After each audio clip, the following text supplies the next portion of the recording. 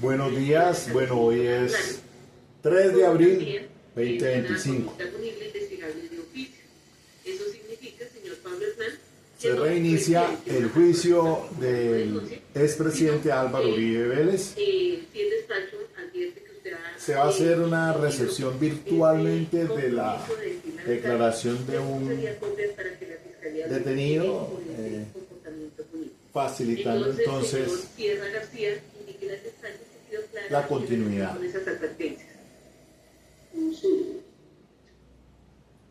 Nos ponemos en pie, por favor.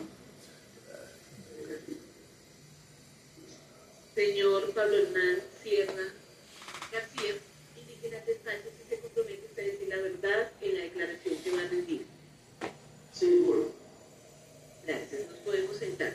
Señor Pablo Hernán Sierra García, indique las despachos si usted tiene algún grado de parentesco, bien sea de afinidad o consanguinidad, con el señor Álvaro Uribe Vélez. Ninguna. Perfecto, señor. Entonces, Pablo Hernán Sierra García, debo advertirle que inicialmente, como quiera que quien solicitó su declaración fue la Fiscalía, es ella la que lo va a interrogar en primer lugar. Cuando usted escuche la palabra objeción, espera un poco para responder, toda vez que debemos darle trámite a esa objeción, que en este primer turno puede provenir del señor defensor. También le voy a solicitar que no puede tener a su alcance documentos, teléfonos celulares, ni ninguna otra circunstancia, porque lo que se requiere es que su testimonio sea lo más espontáneo posible. Si usted no recuerda algún dato, alguna fecha en específico, bien, se lo puede dar a conocer así a la señora fiscal y ella ya sabe cuál es el procedimiento a seguir. Bueno, ahí no lo estoy escuchando. Yo no puedo recuperar ningún documento que tenga mis apuntes escritos. No, señor. Cuando usted requiera hacer uso de esos documentos, así se lo hace saber a la señora fiscal y ella ya sabe cuál es el procedimiento a seguir. Pero por ahora son solamente, usted puede hacer uso solamente si la instancia o el despacho se lo autoriza.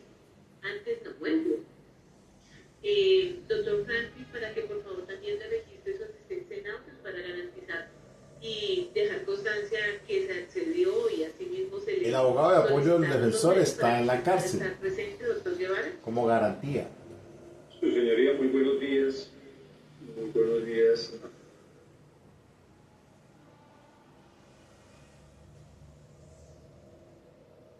No lo estoy escuchando, doctor, solamente escuché un saludo. ¿Me recuerda su nombre completo, su número de cédula? Está en la cárcel de Cómbita, Su Boyacá. señoría, nuevamente muy buenos días a todos los intervinientes en esta audiencia. Efectivamente, como miembro del equipo de defensa, damos constancia de que se nos ha permitido el ingreso por parte de los profesionales y el personal de CNICTE en las condiciones solicitadas por el equipo de defensa. No se le permite el ingreso de equipo computador portátil, el uso de una cámara web adicional y medios de comunicación para interlocución con el equipo de defensa. Muchas gracias.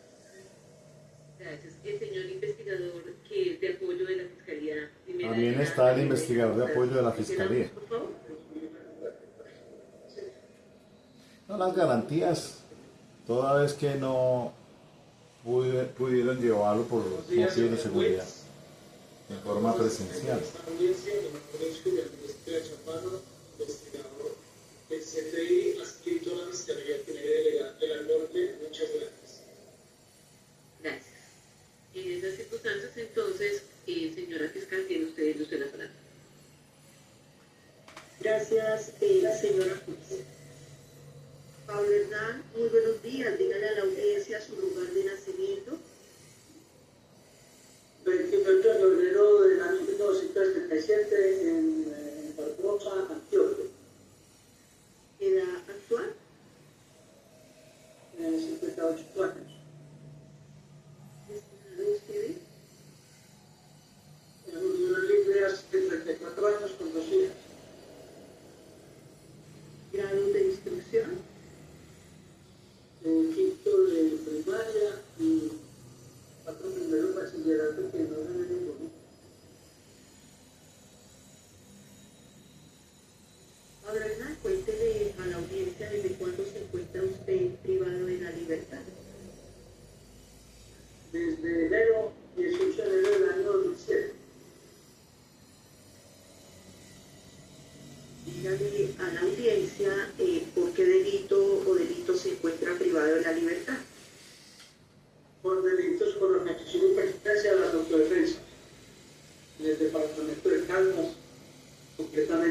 Manizales y norte y occidente de Caldas. ¿Cuál es su situación jurídica actual? Situación jurídica actual. Tengo más de 220 condenas que he aceptado, todas las he ido aceptando.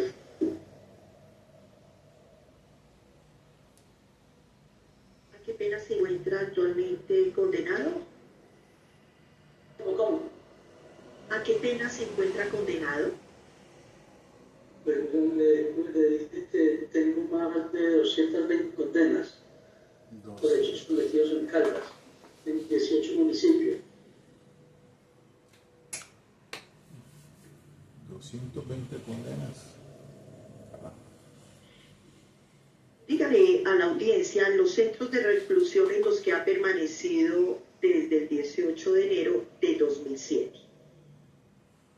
El mayor tiempo ha sido en esta cárcel, pero he estado en Bogotá, en Lerón y en Itagüí estuve 4 años. Y el resto ha sido acá. He estado en otros, pero así de paso, porque es Manizales, es de paso nomás.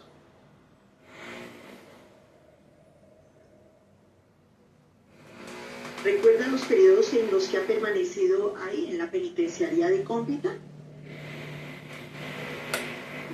Acá estuve en 2007, 2010 o 2009, salí, estuve un año fuera, regresé otra vez acá y ya salí nuevamente en el año 2011 para Itagüí. Y de Itagüí regresé acá en enero del 2015. Gracias. Dijo usted que está privado de la libertad por la Constitución y permanencia en las autodefensas. Cuéntele a la audiencia las circunstancias en las que se produjo su ingreso a dicha organización. Pues, a ver, yo vivía en Santo Domingo. Así que nosotros en la isla de Barbosa, en Santo Domingo. Entonces de ahí iba a estudiar al pueblo, en una moto que mis papás me dieron. Y ya después con el tiempo yo me volví comerciante del pueblo. Ya nos tocó una región muy sana, nos tocó la guerrilla, después empezó a llegar la guerrilla. Y con el tiempo, pues, interesan que llegan ganas de defensa. Entonces llegan más o menos para el año 96. Y yo empecé, antes de que las autoridades llegaran a esa región, yo daba información al ejército y fui guía del ejército en algunos operativos que se dieron allá. Y ya después ingreso al bloque metro y del bloque metro paso al departamento de Caldas a montar unas válvulas en Caldas para financiar ese grupo y terminé como comandante de esa organización, máximo jefe de esta organización.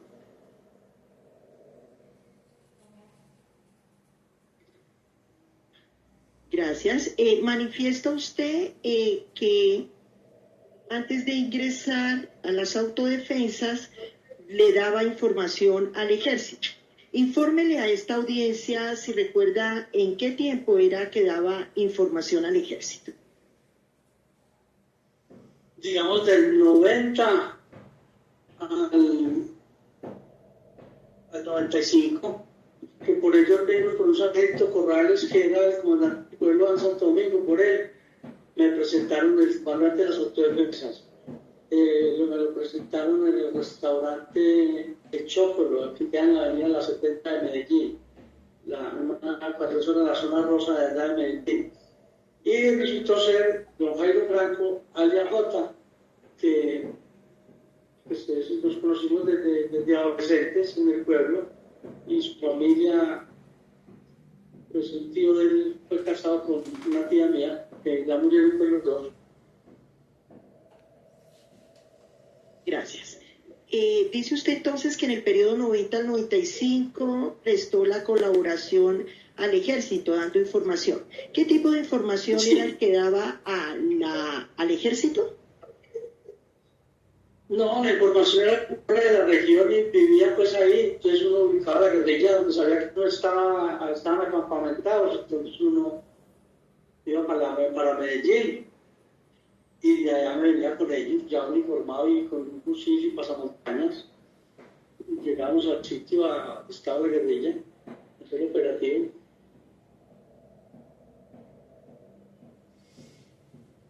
Gracias. Es que, pues, sí lo estoy escuchando, pero le pido por favor como más ruido para poderle escuchar perfectamente.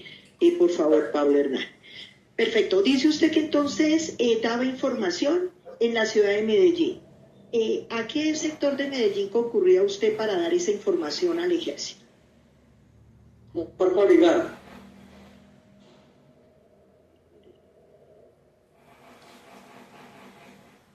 Perdón, señor Pablo Hernán, ¿nos puede repetir? Es que no le escuché muy bien. En la cuarta brigada de Medellín.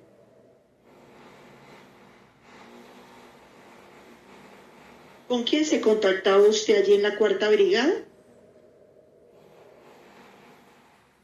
Yo no me acuerdo, era un sargento de inteligencia, pero no recuerdo el nombre de él.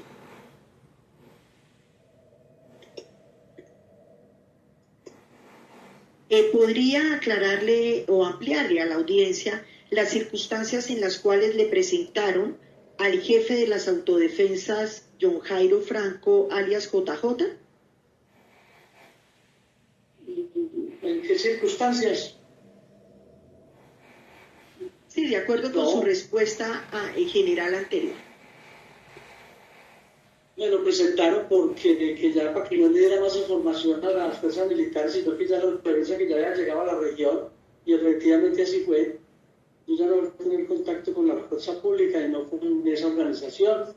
Más sin embargo, yo llevaba lo que dice la doble vida de comerciante en el pueblo con agropecuaria, mi negocio y mis cosas. ¿Quién le presentó al jefe de las autodefensas, John Jairo Franco? El sargento Corral. ¿Todavía tienes tu dinero en una cuenta que te cobra por...? El Choclo en la 70 en Medellín, diagonal a Mondongos. ¿Recuerda para qué época le hicieron esa presentación? Eso fue como en el año 96. ¿Quiénes estuvieron presentes en esa reunión? No, los tres nomás. ¿Cuáles tres? El sargento Corrales y yo. Gracias. En su relato inicial entonces dice que ingresa inicialmente al bloque metro. Dígale al despacho cómo fue su ingreso al bloque metro. Pues me ingresó con el bloque metro, en ese momento era dando información. Era colaborando pues con la información. Y ya después escucharme ingreso al... Pero Pablo Hernán. Perdón, Pablo Hernán. Perdón, Sí, es que no sé, señora juez, si sois... No lo escuchamos muy bien, entonces no sé si, como es con el aparatico que tiene cerca, si le pudieran acercar más, o porque la verdad, señora juez, no sé si soy solo...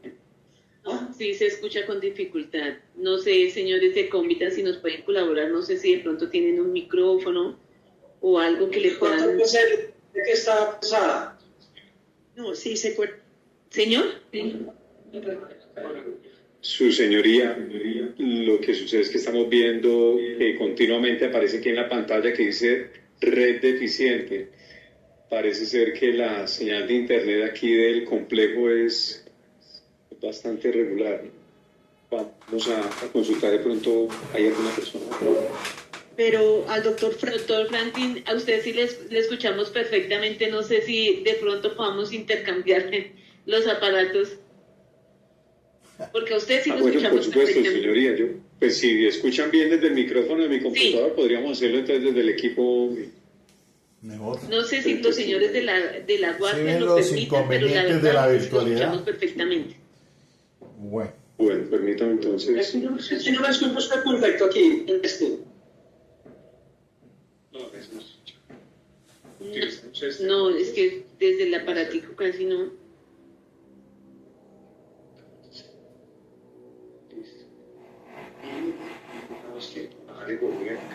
Y escuchamos solo con el lado, ¿cierto? Y vamos a Permítame, sí, señoría, vamos a hacer un ajuste aquí de poner en silencio el televisor y utilizar más bien mi computador entonces. Perfecto, doctor Franklin. Gracias por su colaboración.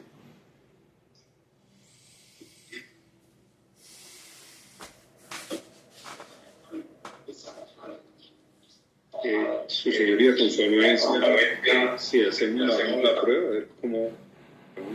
Señor Pablo Hernán, ¿nos está escuchando? Sí. Igual ve. No.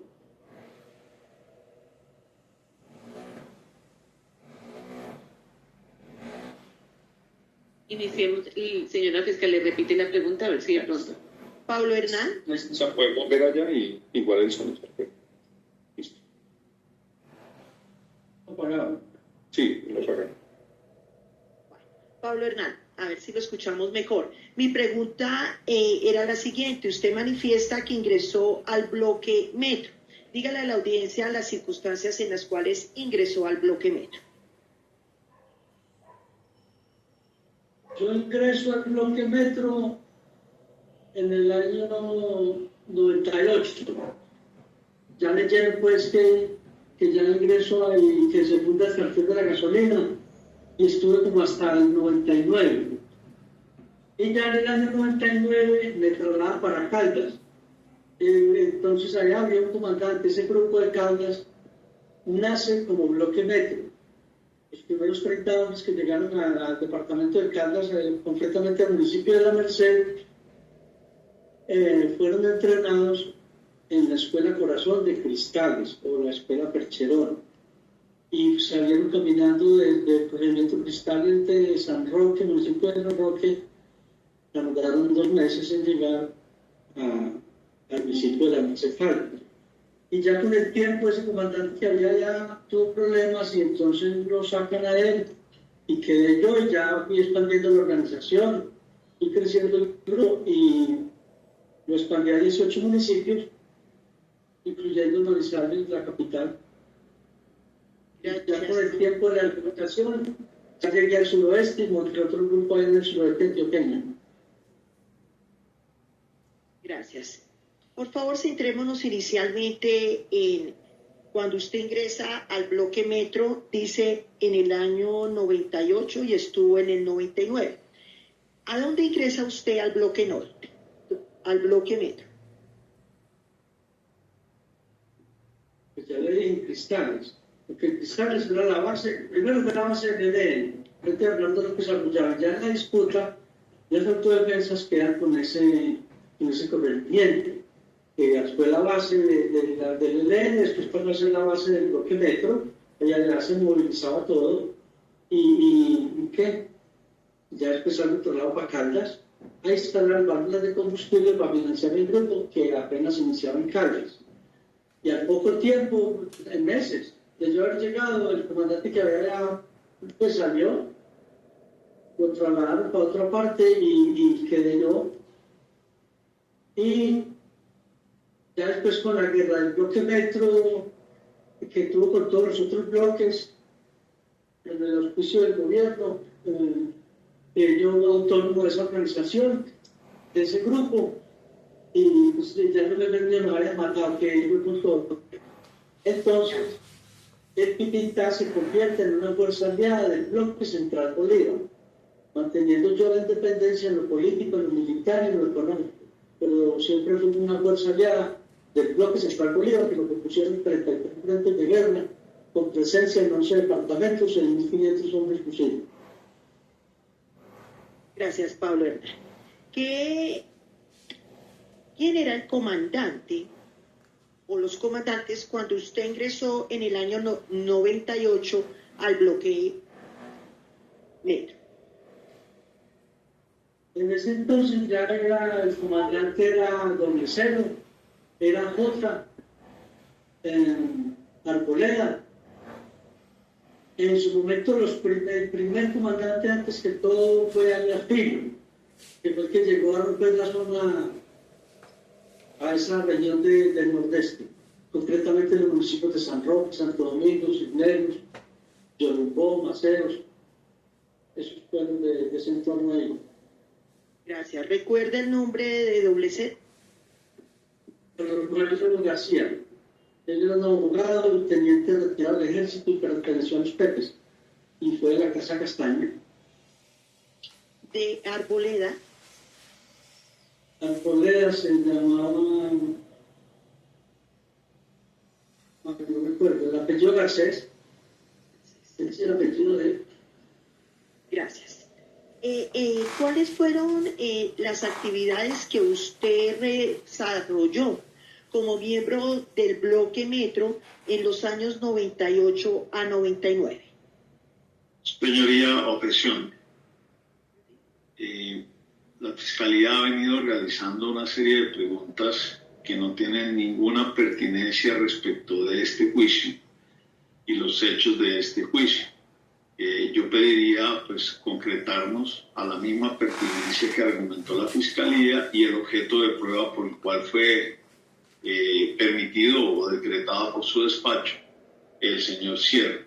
Si revisamos la pertinencia, pues es un hecho muy concreto sobre el cual queremos auscultar la verdad material y jurídica de esa, pero pues las actividades del señor Sierra y sus 220 condenas en este proceso no tienen pertinencia procesal para este caso, relacionado especialmente, si miramos el bien jurídico por el cual, o por los injustos típicos por los cuales se adelanta este proceso, pues no tienen nada que ver con esos hechos. Y pues yo pediría circunscribir el objeto de prueba no solamente para lo que fue decretado, sino, y además, para el objeto de prueba que fue solicitado por la propia señora fiscal, sino pues en los hechos relacionados y pertinentes, conducentes y útiles para esta audiencia. Porque si no, lo demás entramos a un espectro histórico importante, sí, pero para otros procesos, pero no para este proceso, señora juez, y esto evitaría explayarnos en un debate o en una carga ideológica que no tiene que ver con este proceso. Válida, me parece.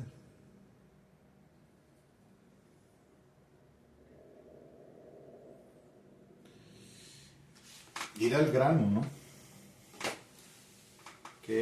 ¿Cuál es la acusación? ¿Cuáles son los hechos jurídicamente relevantes?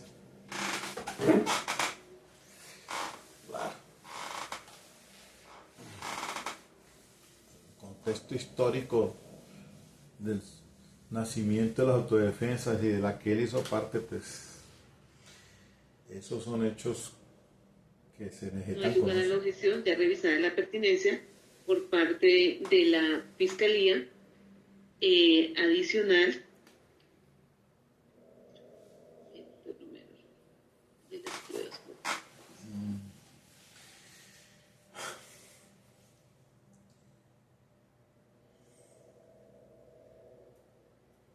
Tiene que mirar la juez el decreto de pruebas. ¿Para qué se decretó ese? Por lo tanto, señora fiscal, continúe. No se la valida que Gracias. siga la fiscal. Pablo Hernán, mi pregunta era cuáles fueron las labores que usted realizó en el bloque Metro de los años 98 a 99. El cartel de la gasolina. Explíquele a la audiencia en qué consistió el cartel de la gasolina. A ver, el cartel de la gasolina se funda, arranca así como en el año 98. Y yo con un señor don Rodrigo Aguirre, que yo empecé a hacer eso allá, fuimos a pedirle permiso a don Restelo, pues, y a la Jota, porque nos debían instalar las válvulas.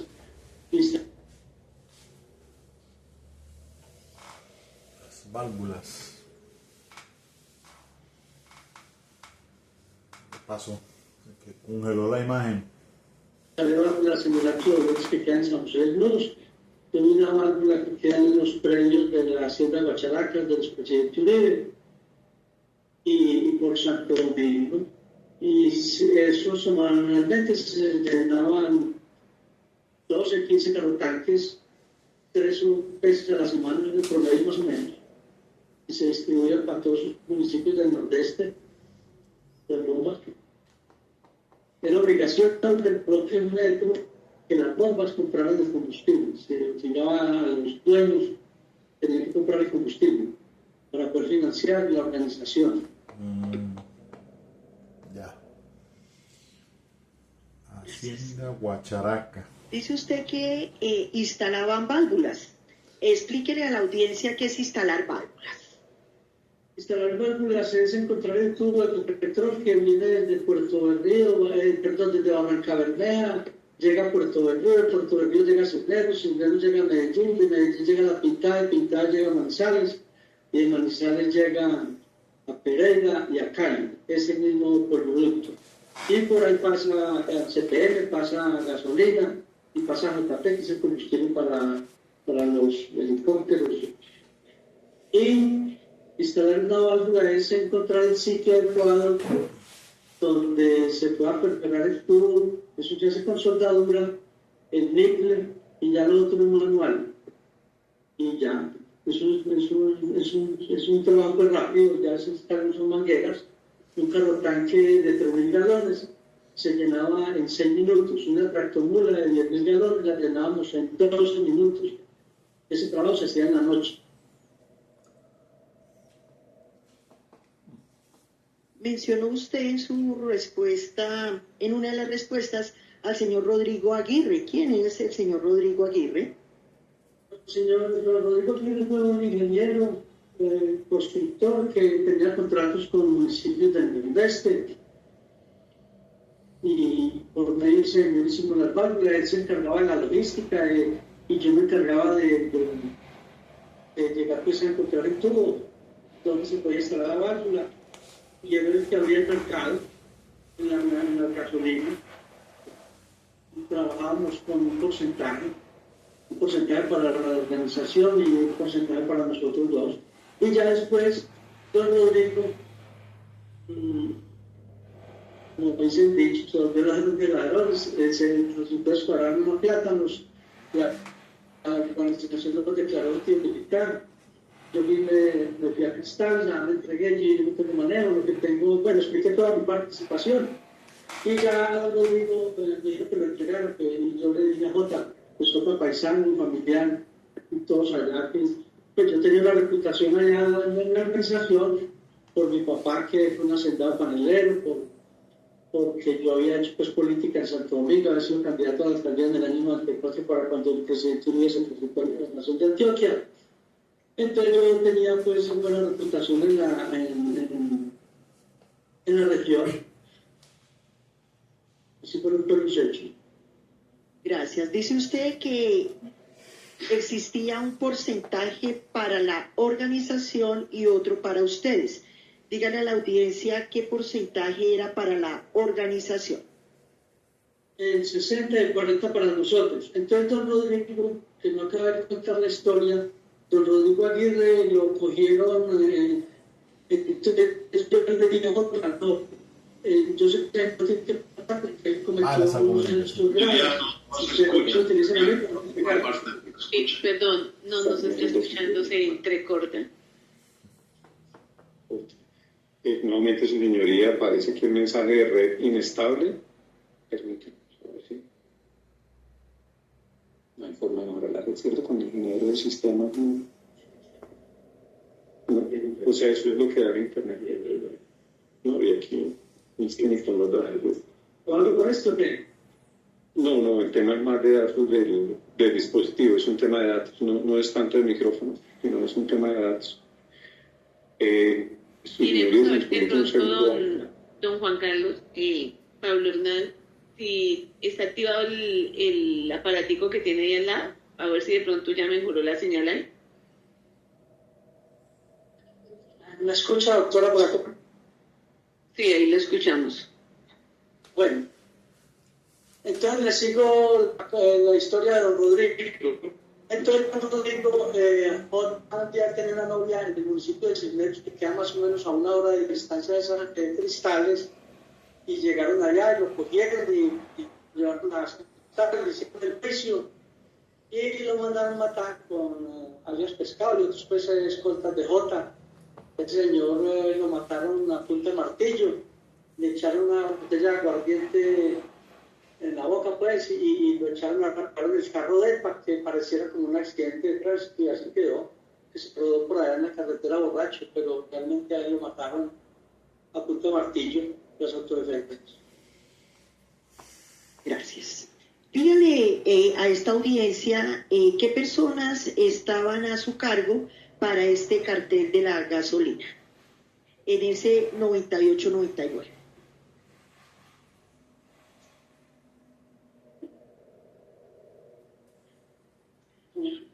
Pablo Hernán, ¿escuchó? Repítame, por favor, que no entendí bien la pregunta. Gracias. Usted dice que se dedicó durante el 98 y en el 99 a la instalación de válvulas, es decir, al cartel de la gasolina. Díganos con quiénes realizaba esta instalación de las válvulas y el llenado pues de los carrotanques. Yo tenía un equipo de trabajo, yo no me acuerdo el nombre de ellos, yo tenía equipo de trabajo, éramos como 10, 12 personas y teníamos 2 carros, teníamos armamento. Y cuando era zona crítica, entonces teníamos el apoyo de alguna contraguerrilla y así.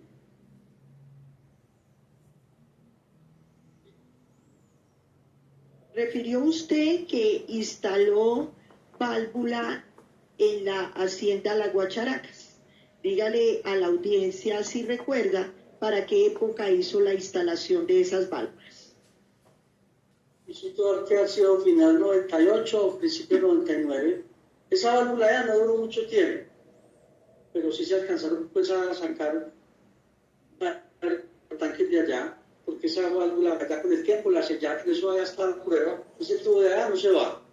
Ya hasta la soldadura que le hicieron y debe estar el reporte de Ecopetrol cuando descubrieron pues, que había una válvula, allá debe estar la fecha de cuando sellaron eso allá. Dice usted que no duró mucho tiempo. ¿Recuerda cuánto tiempo duró esa válvula? No sé, por ahí 3, 4 meses. ¿Por qué no duró mucho tiempo? Porque eso siempre pasa en operativo, los recorredores de Ecopetrol siempre pasan por ahí recorriendo y la verdad que dice que 3, 4 meses es poco tiempo, pero también fue mucho porque en 3, 4 meses fue mucho el combustible que se extrajo de ahí.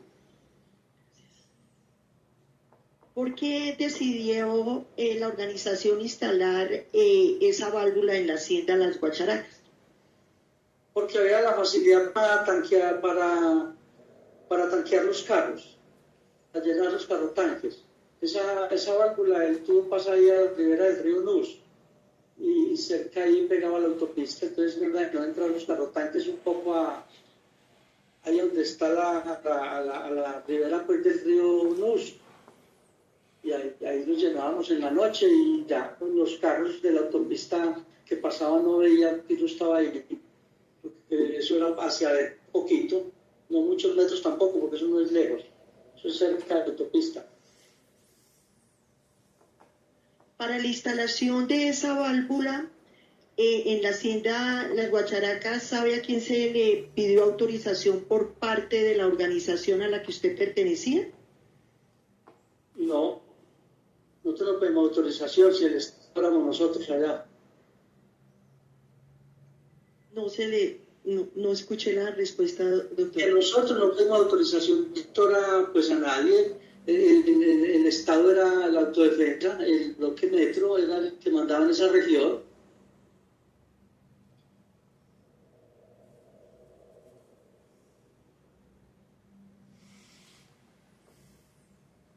¿Qué quiere decir usted de que el bloque metro era el que mandaba en esa región? Pues era el Estado dentro del Estado, como ha ocurrido en este país y como está, donde hay organizaciones, mandan las organizaciones, el Estado no manda, que mandan son las organizaciones. Si es el ELN, si son gaitanistas, son gaitanistas, y si es disidencias, pues son las disidencias. Donde estén estos grupos, si tiene el fusil, pone las condiciones. Y los campesinos tienen que obedecer al grupo que esté en la región. Y si no, serán los militares.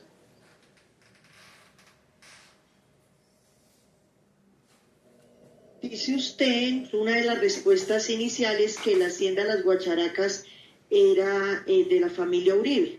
Concrétele a la audiencia a quiénes se refiere. Al expresidente Uribe y a Santiago Uribe. Ellos han figurado siempre como los dueños de eso. Ya después ellos vendieron, pero eso fue como para lavarse las manos. Ya después de que hicieron todo, después de que ocurrió todo lo que ocurrió, ya que la vendieron, pero ya cuando ya había pasado todo. ¿Qué quiere decir usted después de que había pasado todo? Cuando se funda ese grupo Metro y cuando queman la finca Guacharaques. Cuando queman esa finca, después eso tiene otro trasfondo.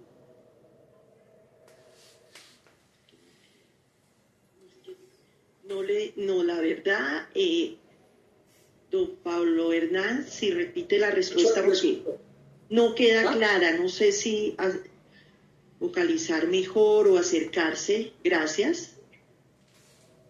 No, pues yo digo aquí más cerca para dónde. ¿Podría repetir su respuesta, por Y de pronto, señor Pablo Hernández. Vive, explora y disfruta de los mejores destinos nacionales e internacionales ahorrando hasta un 30% de esto. Le preguntaba yo, de acuerdo con su respuesta, de que usted expresa que la vendieron la hacienda Las Guacharacas después de que pasó todo. ¿Qué fue lo que pasó? A ver, yo voy a contar esta historia como es. El metro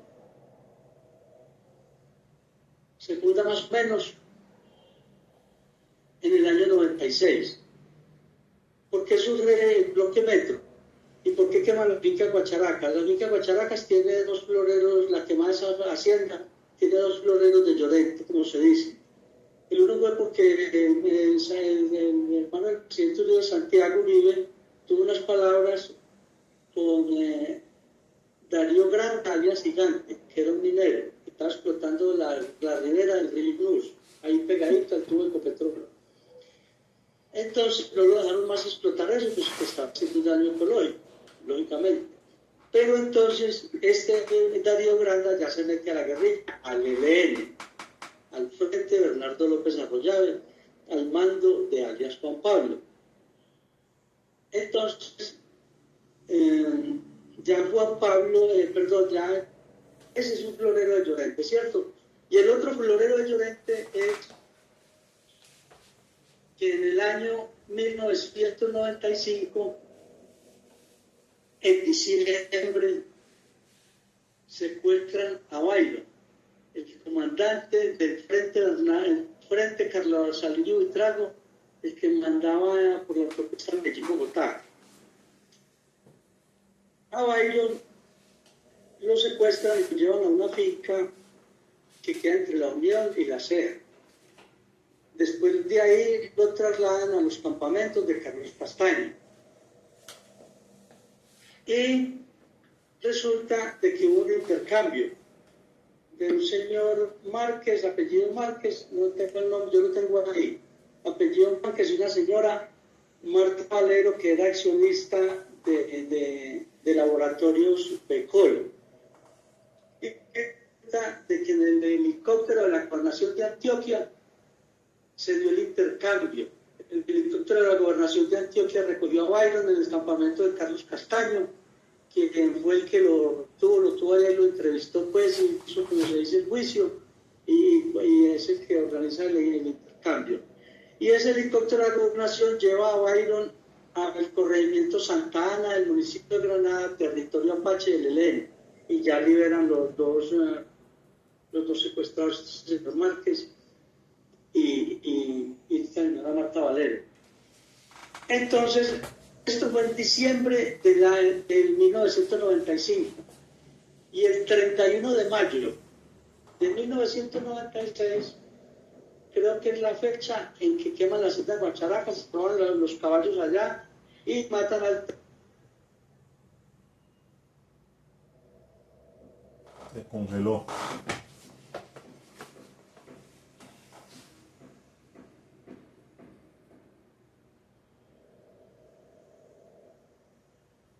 ¿Qué pasó ahí? Bueno, esto es un relato que había hecho más o menos Juan Guillermo Monsalve. Trabajador Tobías fue de los predios de la hacienda de Guacharacas. De aquí donde hubo esa masacre, donde está la entrada principal para entrar a la hacienda, pues que es para adentro, eso no es tan cerca de la autopista tampoco, porque hay que pasar la carrilera y la estación Guacharacas, que hay una estación del tren allá que se llama Estación Guacharacas. Queda para 5 minutos. Bueno, ahí fue esa masacre. Y a los 2 meses, el 13 de julio de 1996, se dio la segunda masacre, que fue donde mataron a Miguel Amariles, un señor de San Roque que era negociante de fallos y comerciante. Mataron a don Fernando Peláez, que era un ferretero de San Roque, era uno de los comerciantes más prósperos de San Roque. Mataron a un menor de edad y a Álvaro Carmona. ¿Quién fue Álvaro Carmona? Álvaro Carmona era un negociante de caballos de las ferias, recorría todas las ferias de los pueblos, por decir Santo Domingo, que la feria es los primeros martes de cada mes, es la segunda feria de Antioquia después de la de Medellín. Y a él es el que le entrega el ELN, le entregan los caballos que robaron en Guacharacas, para que él le realizara la placa. Álvaro Carmona fue amigo, Miguel Amariles lo conocí, este señor Fernando Peláez lo conocí. A él no conocí fue a quién, al menor de edad. Álvaro Carmona, pues montábamos a caballo, parrandeábamos, éramos muy amigos. Yo a veces iba a San Roque con los caballos míos, él iba a Santo Domingo y así, pero muy buenos amigos. Bueno, en este mismo año, 1996, el 10 de octubre de 1996, las autodefensas matan al comandante Fernando López Arroyave, alias Juan Pablo, oriundo casualmente, paradójicamente, del mismo pueblo de Los Castaños, de Amalfi. Ahí lo tuvieron en la casa que mencioné ahorita, que dijo ahí donde lo tuvieron. Él ofreció en ese momento 3 millones de pesos para que lo soltaran. No lo soltaron, lo mataron. Él lo encuentran ahí en un carro con otras personas. Y en ese mismo año, en 1996, en Santo Domingo, en mi pueblo, mataron a Oscar Rojas Arias Congolo, quien fue compañero mío en el colegio y vivía frente a donde yo vivía. Mataron a Paterrana, el electricista del pueblo, que le ayudaba a la guerrilla y tenía una moto Suzuki amarilla. Mataron a Papaya, quien manejaba un trooper rojo que era el chivero y era el que movía la guerrilla y tuvo que ver en el movimiento de secuestro de un señor José María Velázquez, que era dueño de transportes, buses del Robledo de Medellín. Mataron a 2 hijos, a un chico que se llamaba Oscar Puertas, los 2 hijos, Mario y Huerto. Huerto trabajaba conmigo, él manejaba el carro el camión de la agropecuaria, que era el que movía los cuidos de los animales, bueno, todo el cemento para el municipio, el cemento y la del municipio. Mataron al carnicero Chucho Ramírez. Chucho Ramírez, carnicero, casado con una prima hermana de Jota. Y Jota, pues, no le copió, como usted dice, y lo mató porque Chucho tenía que ver en unas tomas guerrilleras que hubo en Santo Domingo, y allá en esa carnicería se guardaron pues mucha logística de la guerrilla para que eso sucediera. Y mataron a Oscar Valer, ese muchacho que trabajaba con nosotros. mataron en la finca, mataron el hijo de don Gonzalo Ríos, de Gonzalo Sánchez, y mataron a un hijo de este señor Manuel Ríos, entre muchos. Todo esto que yo estoy diciendo lo tengo escrito, y yo en la cárcel me dediqué a escribir. Esos son como los hechos que ocurrieron ahí. También para ese 16 de febrero de 1996, el ELN mata al segundo alcalde. Santo Domingo han matado a 4 alcaldes. El primero que mataron fue el Evelio Cifuentes Osorio en el año 94, 3 días antes de elecciones, que ahí es donde yo salí candidato, y por primera vez en toda la historia, que es un municipio conservador, votamos por el expresidente Uribe a la gobernación de Antioquia, porque el hombre era el que nos iba a salvar. De hecho, fue un fenómeno que se puede averiguar, que los pueblos del nordeste conservadores fueron los que le ayudaron a subir a la gobernación al presidente Uribe, porque era el que hablaba de la conformación de las convivir, de arremeter las guerrillas con las fuerzas militares.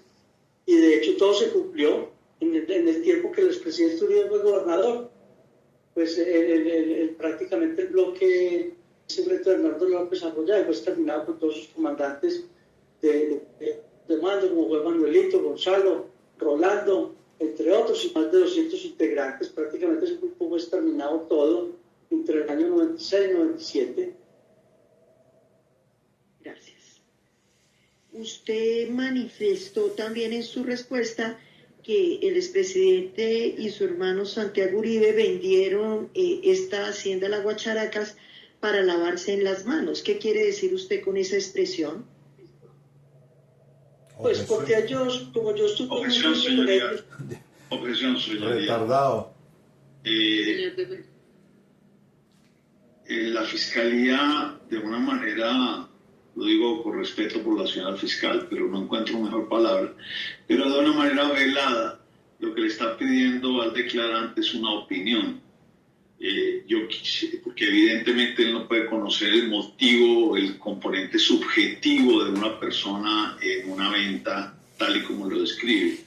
De tal manera que no es materia de un testimonio pedirle una especulación a un testigo o una suposición o una elucubración. Ese es el motivo de mi objeción, donde claramente, pues evidentemente es un testigo de cargo, reconocido contradictor, contraparte, etcétera, etcétera. De tal manera que a nosotros nos parece una pregunta totalmente inductiva, especulativa. e improcedente.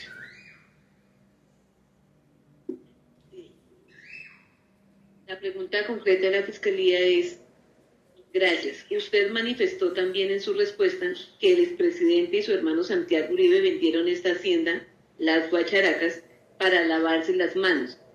¿Qué quiere decir usted con esa expresión? No hay lugar a la objeción, responda.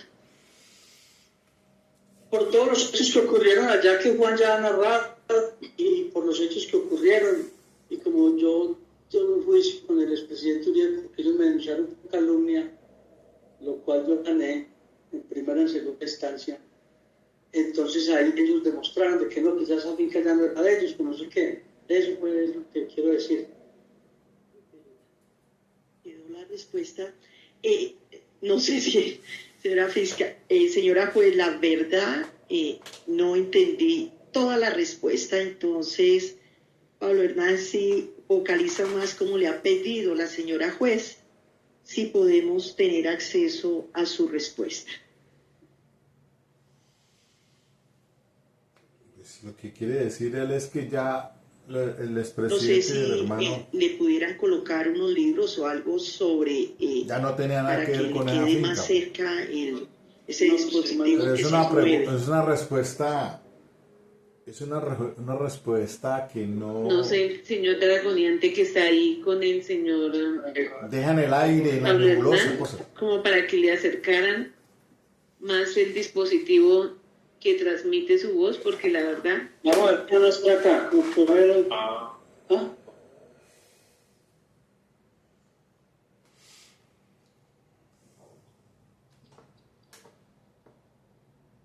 Palabra más, palabra menos, que como quien dice, si ya... Señor dragoniante, ¿hay forma que le acerquen un poco el dispositivo a ver si escuchamos mejor? si aparecían cargos contra Álvaro Uribe y el hermano, pues ellos iban a decir simplemente nosotros ya vendimos a finca, no tenemos nada que ver. Eso es más o menos lo que quiere decir el testigo. No hago contacto ahí. Sí. Doctor, ahí me escucha mejor. Vamos a ver. Sí mejoró. Entonces, su respuesta, por favor. Si le puede repetir la respuesta a la señora fiscal porque no se escuchó bien.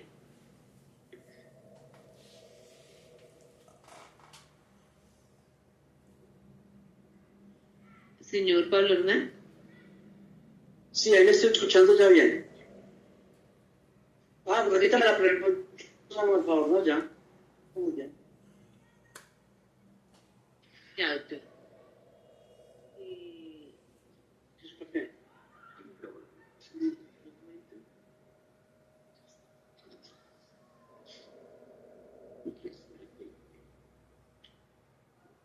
Perfecto. A petición de la Fiscalía me ha indicado que no, que si le puedo repetir la pregunta, de la transcripción lo que se dice es, sí, pregunta concreta.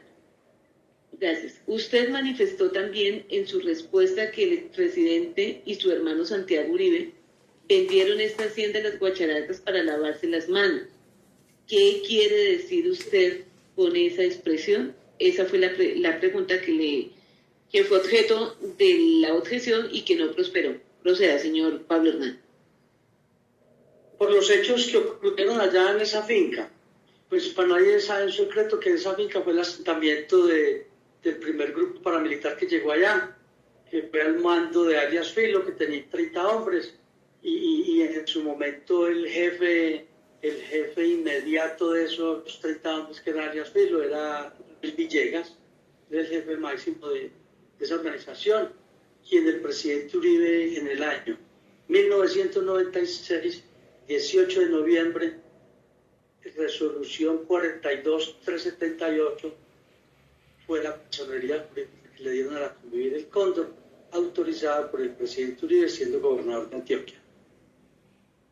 La base de la Convivir en San José de Luz fue a un costado del restaurante del Bar Ganadero, que es una propiedad de esa familia de toda la vida, y ahí fue la oficina de la Convivir. Ahí conocí yo a Juan Monsalve en el año 1996. Ya arranca la amistad mía pues con Juan, y ya con Juan yo me vuelvo a encontrar. Cuando me sacan de allá, yo me vuelvo a encontrar prácticamente, ya es aquí en la cárcel, aquí en Cómbita, como en el 2011, ya después estuvimos juntos en Itagüí, y ya arranca toda esta historia, que es donde yo ya le doy la entrevista al senador Cepeda. Gracias. Menciona usted en su respuesta a Luis Villegas. ¿Quién es Luis Villegas? A ver, hay que entrar esto bien en contexto. ¿Quién es la familia Villegas? La familia Villegas es una familia, digamos, honorable, una familia prestante en la región. Es una familia que le tocó la época que la guerrilla, después le tocó la época que empieza a llegar ya ellos empiezan a formarlos pues como se dedica, a formarlos, y todos en este país es una familia bien, para decirle que son los líderes del pueblo. Qué pena, Se le escucha Pablo, bien. espere porque no lo estamos escuchando bien, nada sí. claro, señora juez. Problema con esa virtualidad. Luisa, por favor, si usted tiene algún número de teléfono de Convitan para que los llame por interno, a ver si nos pueden colaborar de mejorar, si se puede mejorar el dispositivo de donde está rindiendo su declaración el señor Pablo Hernán, porque la verdad hay partes que se pierden, no escuchamos. Doctor Franklin. Sí, señora, ya comunico.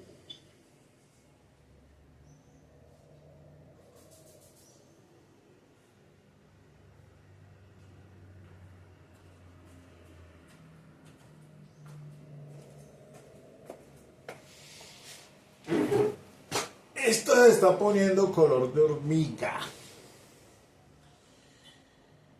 Bueno, a ver qué es lo que va a pasar.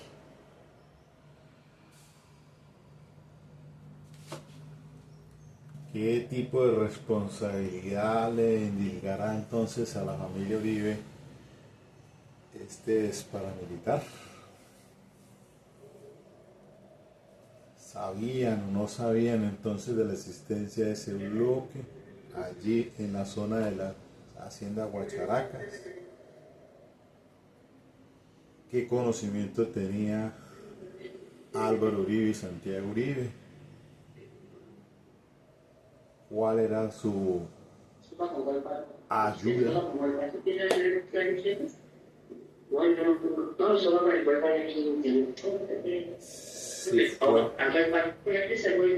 Si fue subido a la gobernación Álvaro Uribe en ese entonces,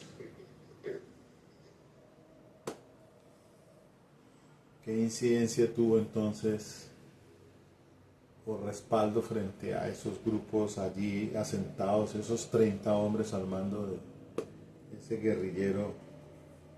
Situación algo, pues, quiso dar en su declaración Juan Guillermo Monsalve, aunque Juan Guillermo Monsalve sí dice que no conocía absolutamente a Álvaro Uribe, nunca lo había visto. Vamos a ver entonces qué información tiene este testigo que me parece supremamente importante para las resultas, sobre todo en la teoría del caso de la Fiscalía.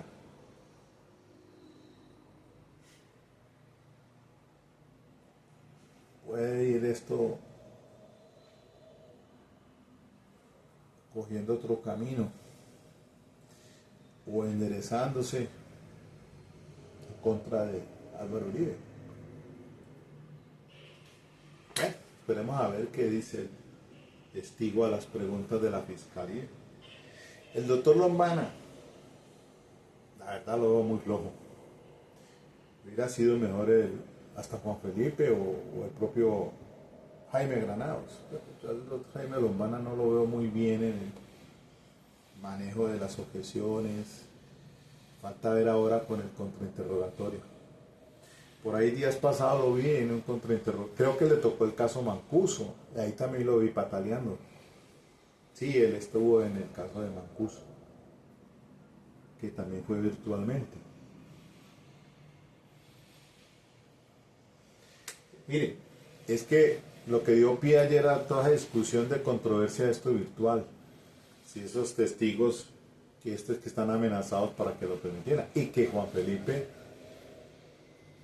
en una jugada de ajedrez de esas de jaque mate puso allí a decir que la juez le estaba negando la apelación y que por ende iba hacia el recurso de queja. Y la juez, pues siendo garantista, se lo accedió, porque yo pienso que la juez debió cerrar, bloquear completamente, era una orden. Eso no admite recurso alguno. Pero el abogado fue muy habilidoso, sí, y eso lo dijo uno de los panelistas esta mañana acá en Foco Noticias con Florencio Sánchez, el doctor Wilson.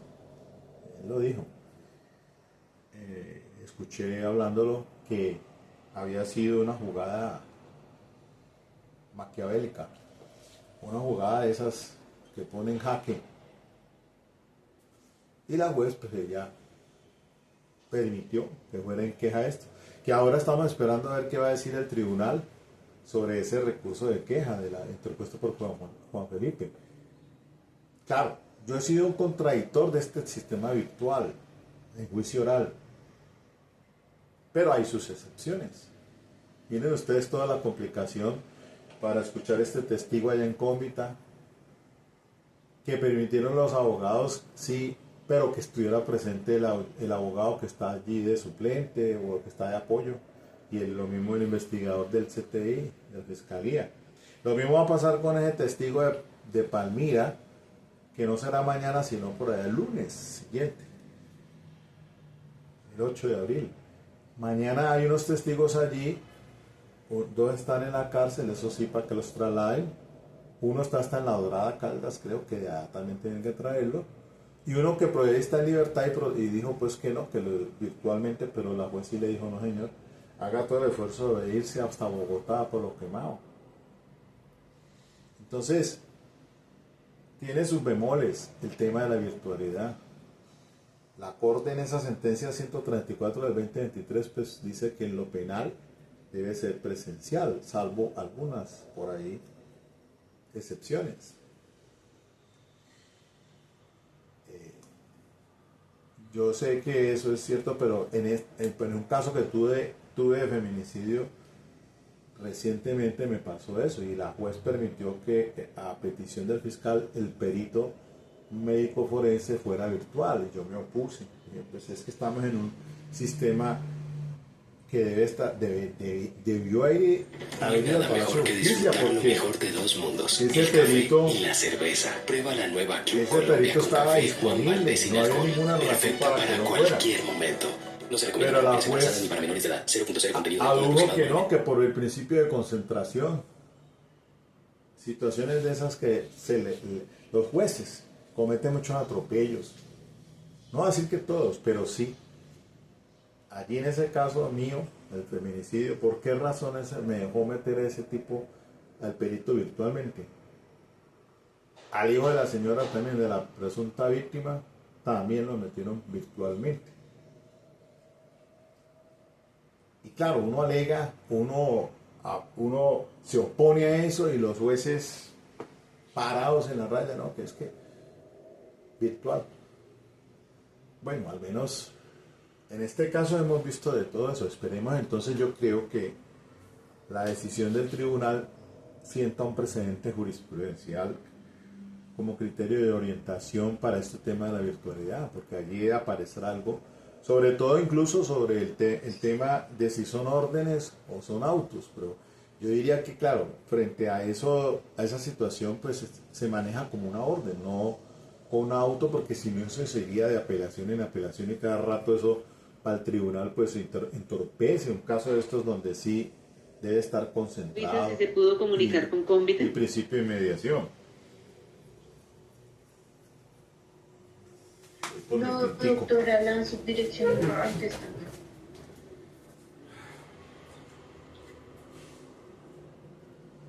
¿Cómo?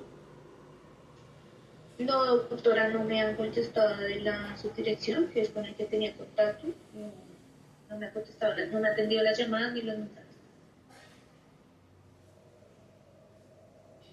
No, le estoy diciendo que si se pudo comunicar con el establecimiento carcelario. Sí, doctora, el subdirector del establecimiento, que era con el que estaba hablando para gestionar la conexión virtual, no me contesta, no me atiende ni las llamadas ni los mensajes. No. Subo porque no le estoy escuchando absolutamente nada.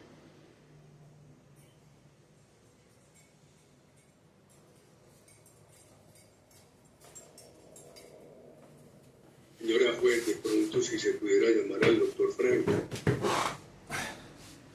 Doctora, es que yo no tengo teléfonos de ellos. De pronto llamar al doctor Franklin a ver si nos hace el favor.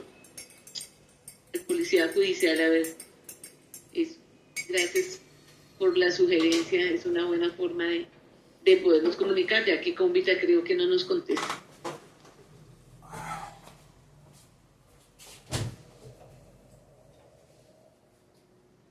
Señora juez, para no interrumpir después, como le había pedido permiso, me tendré que retirar a las 10:30.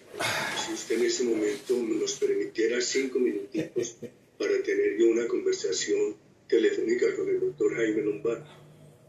Perfecto, sí señor, no hay ningún problema. Sí, y que pues en este momento vamos a establecer a ver si nos arreglan la conexión, si quiere aprovechar el tiempo y se le autoriza para que pueda retirarse a las 10:30, si quiere aprovechar para comunicarse con el doctor Lombana, ya son las 10:14, hacemos entonces un receso de 5 minutos. Señora juez, ¿sabe qué? Lo que pasa es que he tenido mucha curiosidad de seguir oyendo al testigo, si quiere estos pues yo creo que sí, para poderle refrescar una información al doctor Lombana. Yo creo que sí, mejor que lo escuche expresidente, porque aplazo la audiencia más de 5 minutos. Perfecto, bueno, sí, señor. Muchas gracias. Doctora, ¿me escucha?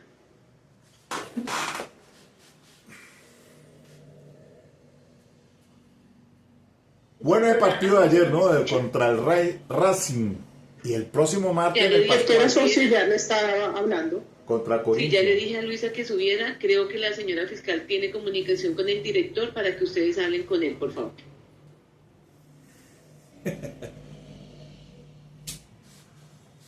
El próximo martes en el Pascual Guerrero con toda... Y no va a ser virtual, presencial.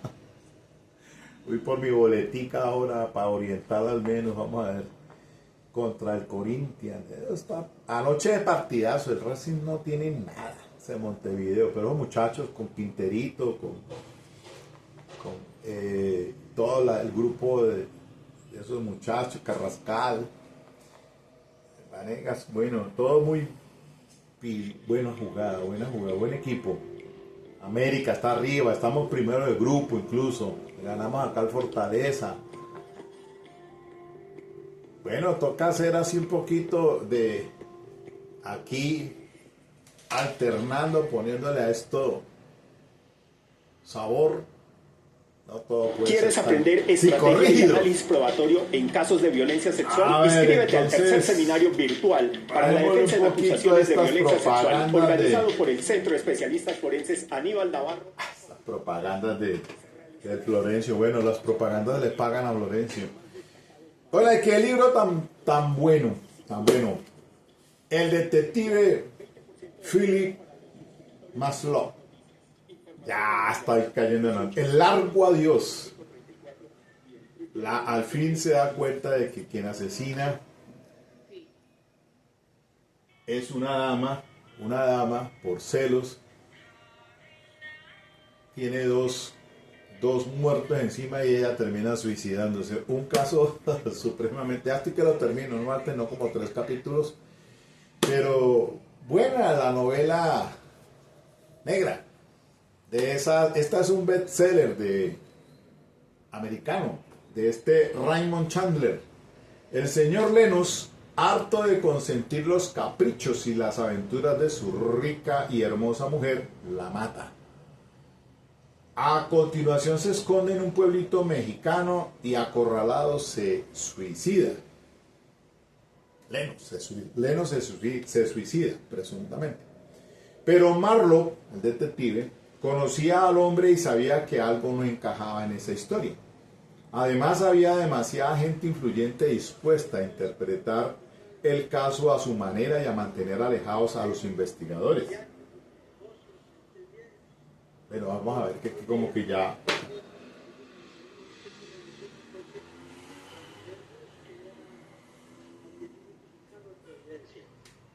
O sea, donde está la finca de Uribe, la finca de Guacharacas.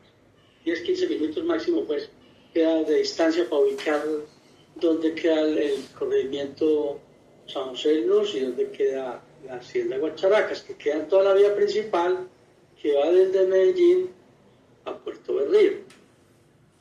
Luis Villegas, como digo yo, son los líderes. Allá es donde llega la gente pobre, que un mercado, que una fórmula, que una cosa, que la otra. Ellos son, mejor dicho, son los que están pendientes de toda la gente en el pueblo, los problemas, todo. Pero entonces, ¿qué les tocó hacer? Armarse para defendernos de la guerrilla, como nos pasó a muchos en este país. Y eso fue lo que hicieron ellos, lo que hizo Luis, sobre todo Luis, porque el señor Don Juan, la verdad que yo sepa, no tiene nada que ver en la conformación de lo que se terminó llamando bloque metro. Y el directo, pues sí, por propio y que tenía todo fue Villegas. De hecho, Luis Villegas estuvo en la cárcel. Por esos hechos también hay que allanar el parqueadero Padilla. Y hay una historia. Yo siempre he pedido, yo cuando fui a declarar a la Corte Suprema de Justicia en este proceso, que este proceso lo entrega a la Corte Suprema, como digo yo, mataron el tigre, le cogieron miedo al cuero, hicieron la de Poncio Pilato, se lavaron las manos, chao, y entregaron el proceso de una que dice que ya no tiene fuero. Para no tener fuero tendría que dejar de ser expresidente. Y entonces no entienden esa parte, pero bueno, ya lo que es, ya está en justicia ordinaria, no hay problema. Entonces Luis Villegas es el que organiza ese grupo y es el patrón del que le da las instrucciones a alias Filo. Filo fue el que cometió todas estas masacres. a esa masacre que dije yo ahorita. En el año 96 faltó la masacre de Cristales. En Cristales eran unos comerciantes, la gente que tenía que ver pues con vínculos con la guerrilla, los cogieron, los mataron, los picaron, los echaron en un chivero y obligaron al conductor que los llevara al municipio de San Roque. De Cristales a San Roque es carretera destapada y hay más o menos una hora y media de carretera, y ese chivero tuvo que llevar esos muertos y tirarlos al parque principal de San Roque.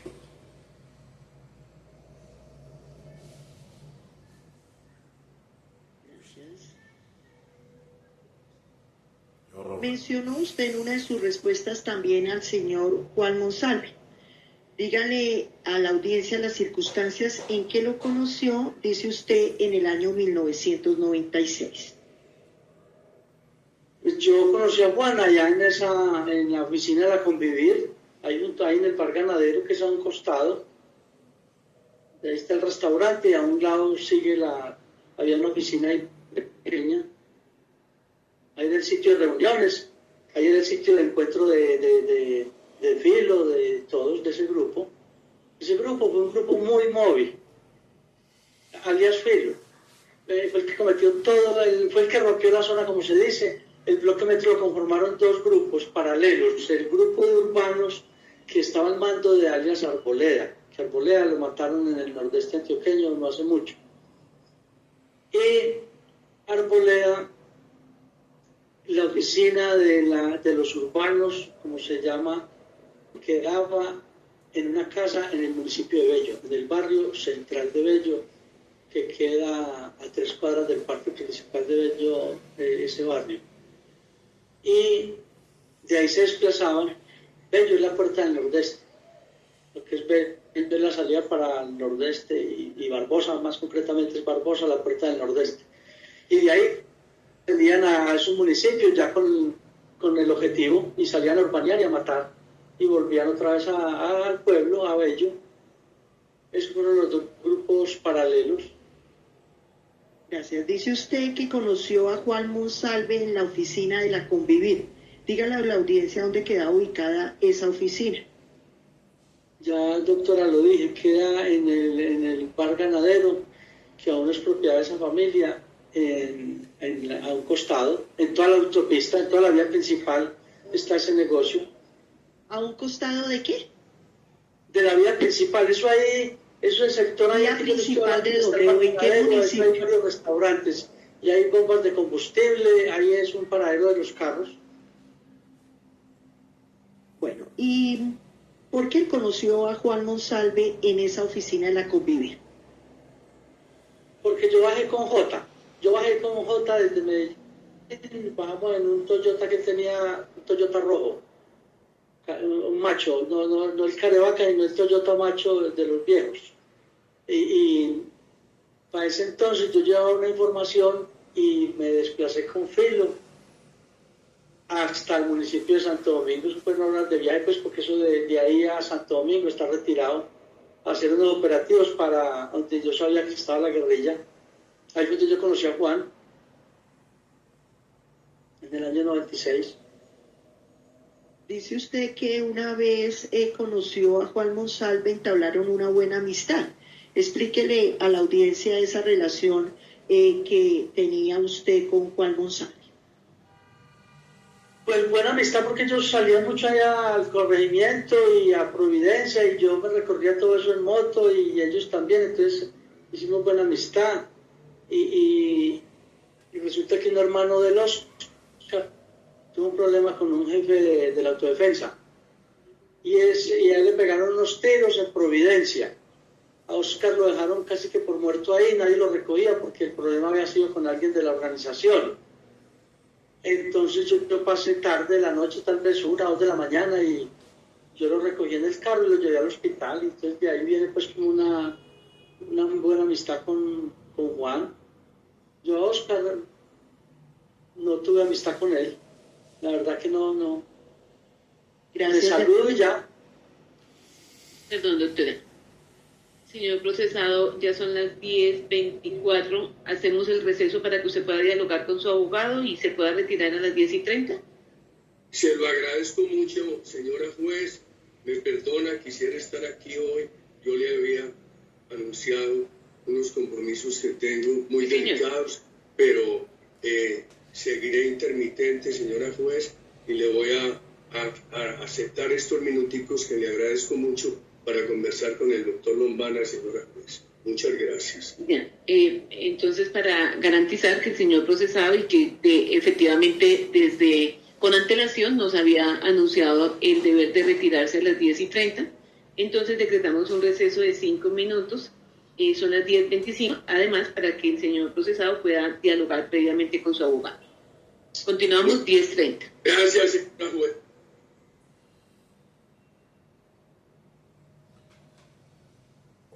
Bueno, muy bien. Les decía entonces que de esta obra, el largo adiós, les decía que entonces la curiosidad de Marlowe va creciendo por momentos. Las soluciones al enigma caen una tras otra hasta llegar a la verdad. Tan sórdida como sorprendente. El largo adiós de Raymond Chandler es la obra maestra de la novela negra norteamericana.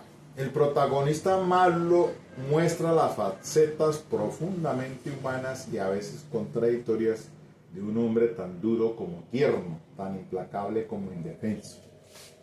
A todos aquellos pues que les gusta esta clase de literatura,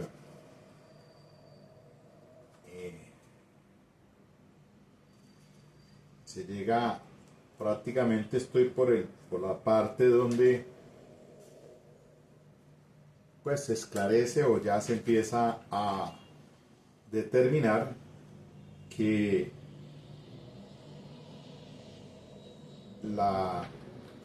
una dama fue la que dio muerte a su esposo y a la amante de su esposo.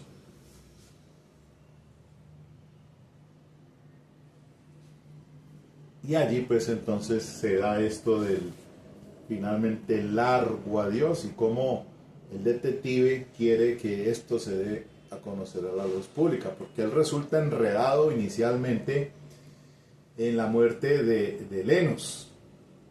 Él resulta allí investigado porque le había ayudado a Lennox, quien es el que dicen que mató a su mujer, a una mujer rica y hermosa, y él sale huyendo hacia México y aparece suicidado.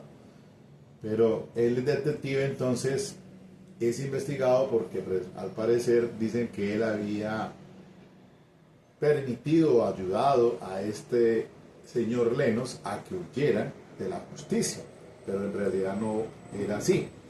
Ya después entonces llega el detective hasta la casa de un escritor alcohólico y llega entonces que está casado con una dama que resulta pues también ella ser la que había dado muerte a la otra señora, la esposa de Lennox, por ser amante de su esposo, el escritor alcohólico.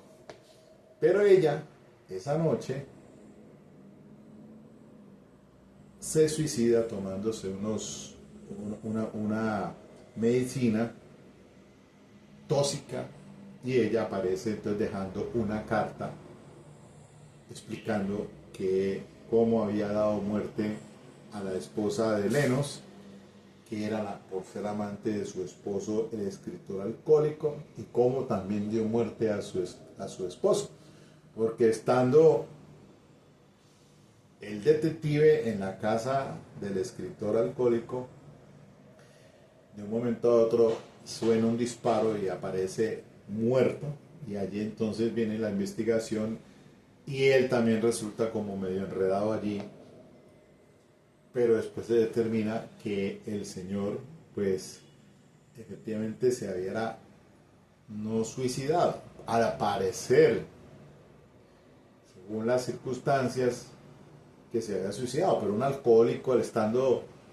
ebrio, imposible que se hubiera suicidado, pues cómo se iba a suicidar estando profundamente dormido por el estado del alicoramiento. Pero ahí entonces a los investigadores vuelven otra vez sobre el Philip Marlowe, y Philip Marlowe pues sale de esta y resulta que es la esposa del alcohólico, el escritor, quien le había dado muerte, y hace aparecer que ella no nada tenía que ver, pero después la investigación de Marlowe determina entonces que efectivamente la señora era la responsable de esos dos homicidios. El señor Leno pues sí, efectivamente se suicida, pero nada tenía que ver pues con la muerte de su esposa. Entonces allí pues se desencadena toda esta interesante literatura de Raymond Chandler, autor norteamericano. Por eso se llama El largo adiós. El largo adiós, claro, hasta que ya Marlowe toma pues resolución, porque los investigadores no quieren como dar a conocer la carta suicida, y él hurta o se lleva una copia de esa carta y la da a conocer a los medios de comunicación para que a la luz pública pues salga, y él queda pues obviamente en limpio, que no tuvo que ver nada ni con la colaboración o ayuda a su amigo Lenos cuando sale para México, y después entonces tampoco nada que ver con la muerte del escritor alcohólico. Entonces ahí eso está muy interesante. Bueno, volviendo aquí a este caso, pues hombre, vaina que se retira el presidente en estos momentos, pero creo que esta cosa está apuntando en otra dirección. No sé cuáles serán las instrucciones que le está dando en estos 5 minuticos en conversación con el doctor Jaime Lombana. Pero pues yo digo que a veces aquí pues hay de abogados a abogados, ¿no? Son 3 abogados los que han fungido como defensores: el doctor Granados, que pues ya vimos pues es una persona muy piloso, lo mismo que el doctor Juan Felipe, más joven, un señor se ve más joven, un muchacho se ve con mucha experiencia también, pero lo he visto muy activo. Y ahora el doctor Lombana, pero de Lombana sí tengo mis reservas en cuanto a los contrainterrogatorios, no sé. Miren ustedes que esto académicamente sirve mucho para uno visualizar las fallas que tenemos todavía en el sistema. 20 años con la ley 906 y todavía estamos dando traspiés. Pero bueno, ahí poco a poco se ha ido con base en la jurisprudencia de la Corte Suprema de Justicia, ha sido pues importante. Ya pues yo creo que con este canal que tengo en YouTube ya 10 años, y pues uno dice, bueno, después del problema con pandemia, mire que todo lo que dejó de la pandemia, el tema pues para lo virtual, quiero decir, en el tema que tuvimos como un freno frente a eso. Y miren ustedes que de todas maneras hay inconvenientes allí, hay muchos inconvenientes con esta virtualidad. Bueno, vamos a escuchar a ver qué pasó.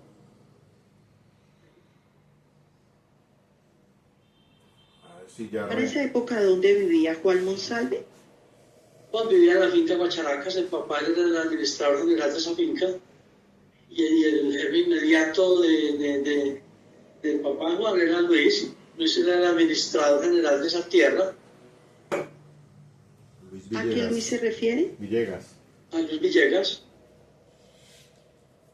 Esa finca, después de que se roban los ganados y todo eso, y que ya se mete pues llega las autodefensas y todo, esa finca volvieron y la surtieron de ganado. Luis Villegas es el que surte esa finca como utilidades, no sé pues cuál sería el negocio, pero es Luis Villegas el que surte la finca y es el patrón de toda esa gente que había allá, de más de 50 trabajadores que tenían esa finca o tienen, no sé ahora cómo estará eso allá.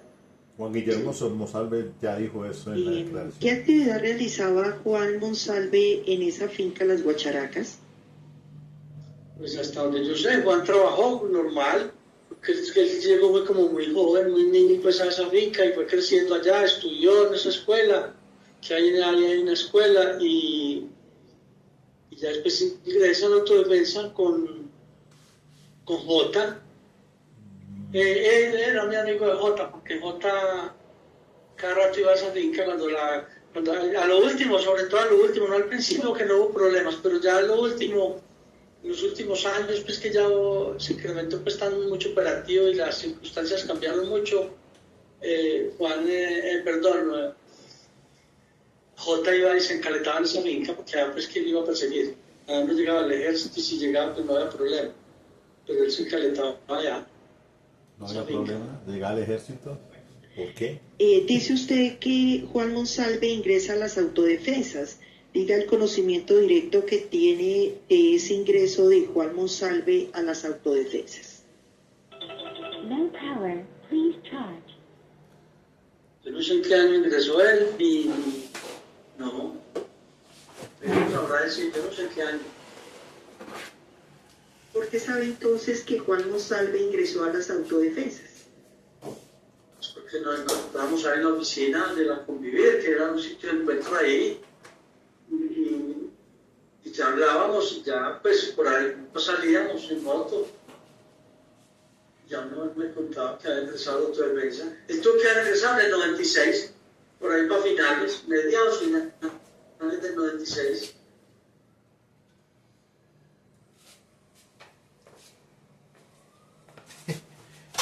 Antes de que me vaya el sonido.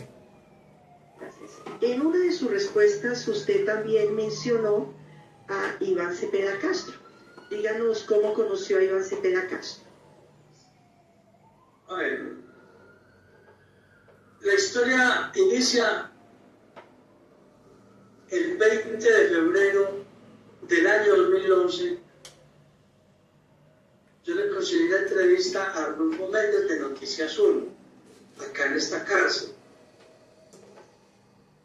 Yo en esa entrevista, de los temas que hablé pues, de políticos y cosas, y dije al expresidente Uribe que se desmovilizara.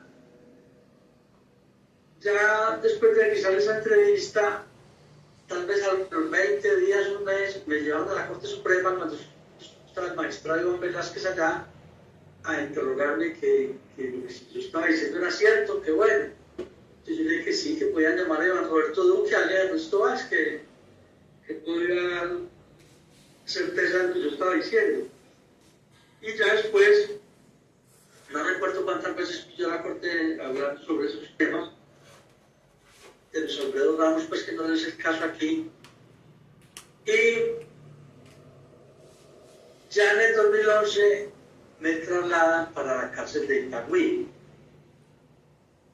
A los 6 meses, porque estamos hablando de esta entrevista, que yo di la entrevista, es uno del 20 de febrero del 2011 que sale a los medios, sale pues pública la entrevista. Y estamos hablando que yo conozco al senador Iván Cepeda, lo conozco en la cárcel de Itagüí, por medio de la doctora Mercedes Arroyave, que me la presentó Maturana, un interno que había allá, que la chapa era Maturana. Por medio de él conozco yo a la doctora Mercedes Arroyave. Y ya Juan también lo sacan de esta cárcel y nos volvemos a encontrar en Itagüí. Tenga en cuenta que de la primera entrevista de febrero al 19 de agosto que le dio la entrevista al senador Cepeda, pasaron casi 6 meses. Pasaron casi 6 meses. Entonces yo lo busqué con qué fin. Porque resulta de que yo había hablado de eso, pero eso no le habían puesto la atención suficiente. Entonces, ¿qué me pasó? Como les pasó a todos, o sea, a la mayoría de los hombres de las autodefensas, cuando yo lo extraditó, todos se volvió moda hablar con el senador Cepeda porque él era el enemigo número 1 del expresidente Uribe. Que todo Colombia lo sabe, el único que no saben son ellos, son enemigos.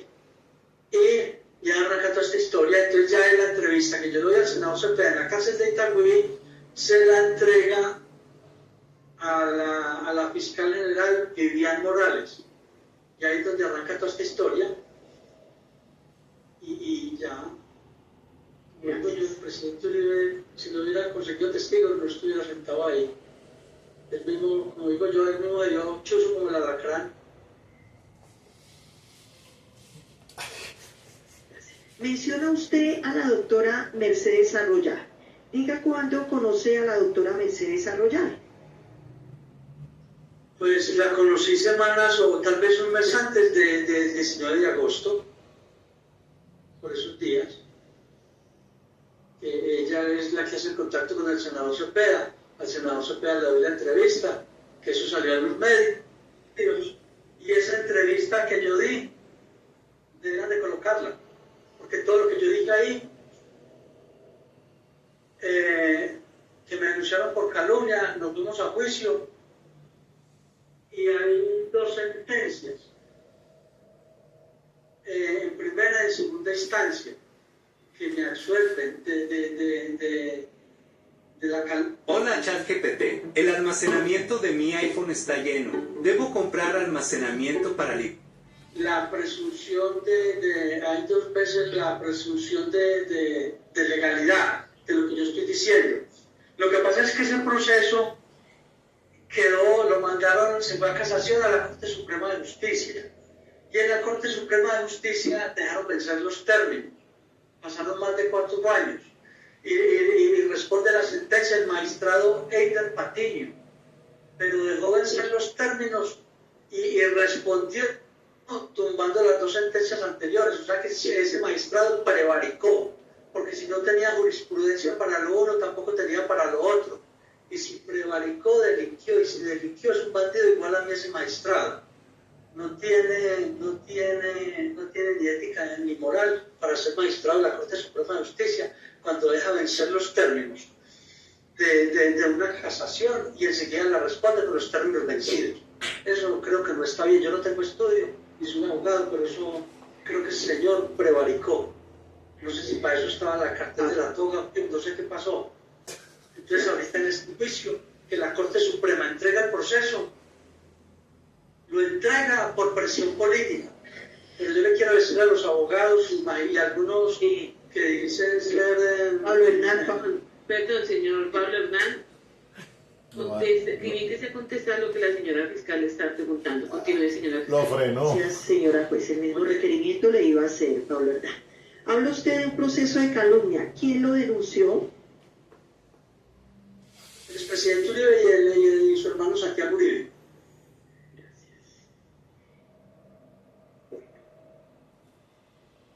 Dígale a la audiencia cómo se llevó a cabo esa entrevista que usted le dio a Iván Cepeda Castro el 19 de agosto de 2011.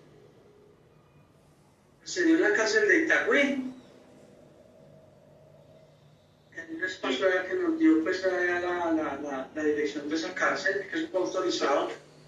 Yo recurrí al senador Cepeda en su condición de que él entonces era representante de la Cámara y pertenecía a la Comisión de Derechos Humanos de la Cámara. En esa condición fue que yo recurrí a él, porque pues, yo estaba hablando del hombre más importante de este país, los últimos 50 años de historia, y entonces tuve que recurrir a la izquierda para que me prestaran atención y para buscar medidas de protección, como lo hizo ante la Human Rights Watch, que me ha protegido, y unos congresistas del Parlamento Europeo.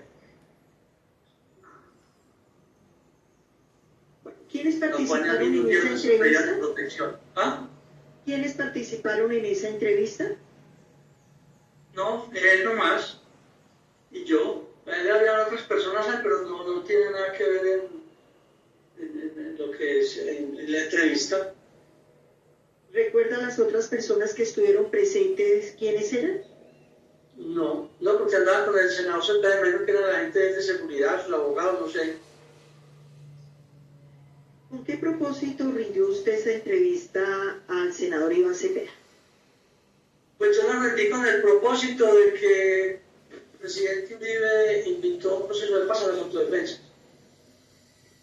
Y realmente lo hicimos. Entregamos 32.000 hombres, se movilizaron 32.000 hombres, se entregaron 18.000 fusiles, territorio liberado de guerrilla, y se entregaron más de 100.000 millones de bienes, y el presidente Uribe se inventó la ley de justicia y paz para que contáramos la verdad.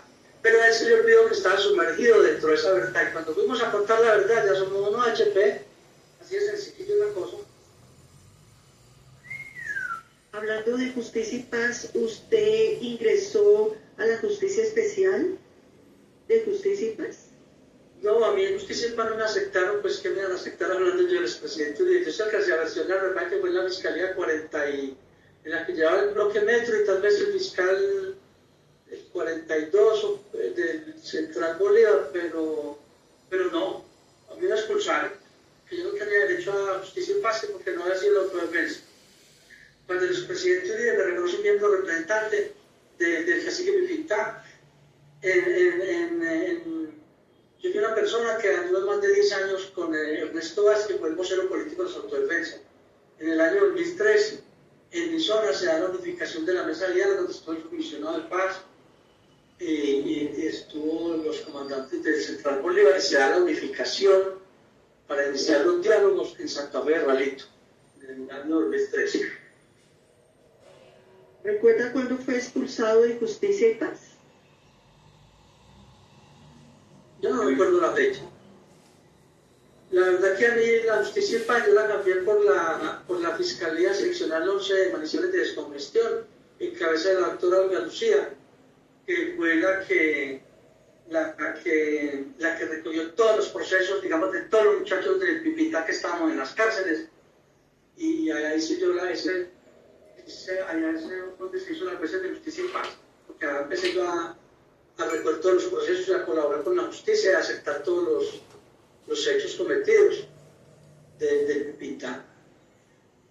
Gracias. Dice usted que recibió protección una vez rindió la entrevista, medidas de protección, cuando rindió la entrevista al senador Iván Cepeda.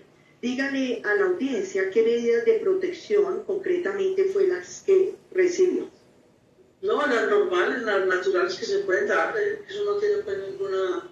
Eso fue la Human Rights, cuando eso estaba el director era el señor José Miguel Vivanco, le escribió una carta al presidente de turno, que era Santos, me parece que era en ese momento, y a la fiscal general, a la procuraduría, que se vigilara pues la integridad de nosotros, de Juan y de mí, y lo mismo, yo tengo esas cartas y tengo la otra firmada por 20 y pico de eurodiputados. Pero eso ya, esas fechas ya son viejas, eso ya ni validez tendrá. ¿Y qué medidas concretas recibió para esa época, para el 2011? ¿Cómo? ¿Qué medidas de protección recibió para esa época? Ah, no, esas dos cartas y no más. Yo tampoco he recurrido a más nada. No, la verdad tengo que ser honesto, yo nunca he sido amenazado por el presidente Uribe ni nadie. Tengo que ser honesto con eso. Gracias. Mi pregunta era, ¿qué medidas de protección le brindaron en ese momento a raíz de las cartas que remitió? Ah, no, ninguna. Esta cárcel, que es la de máxima. ¿Qué más medidas de seguridad quiero esta cárcel? Gracias. Señora juez, a la Fiscalía se le autorizó a folio 81 como prueba documental, numeral segundo, el ingreso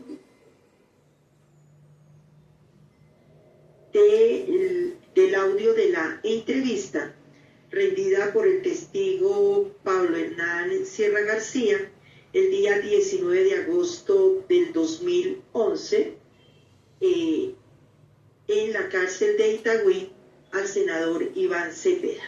Ruego a usted permitir el ingreso de la misma escuchando este audio previo traslado al señor defensor. Señor defensor, anoche, como se trata de un audio, anoche se remitió a los correos, pero no del doctor Lombana también, al doctor Granados y al doctor Franklin, doctor Lombana.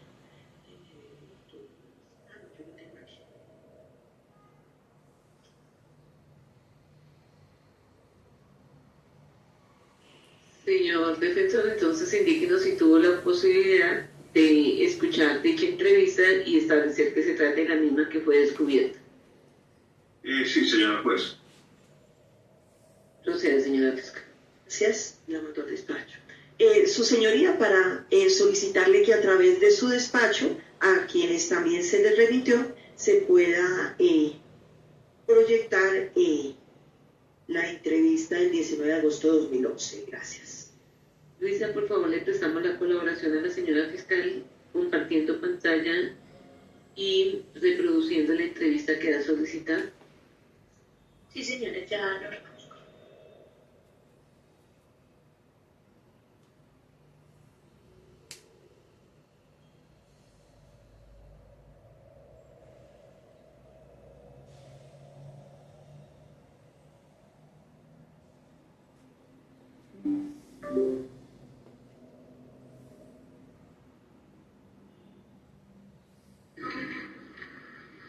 Como ustedes quieran.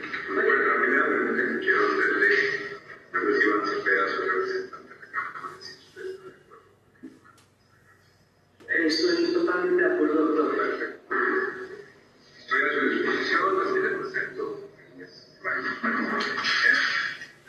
Presidente de los Comités Políticos, y está también presente Alberto David García, el profesor mío, la legislativa. Pero nosotros estamos viendo acá. Bien. ¿No la escuchan ni la No, ni la estamos viendo y el audio es muy mal. No se escucha bien. Ni vemos el video.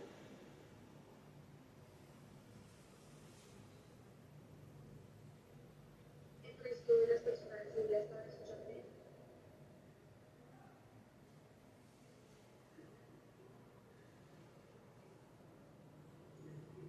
Señora fiscal, Señor, doctora.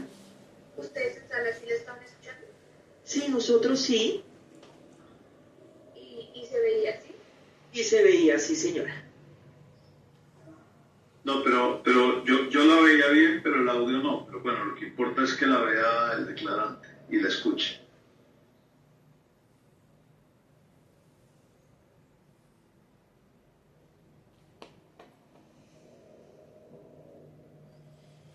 ¿El doctor Guevara tiene la entrevista ahí a la mano?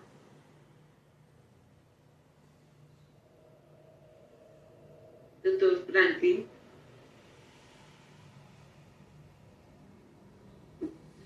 Sí,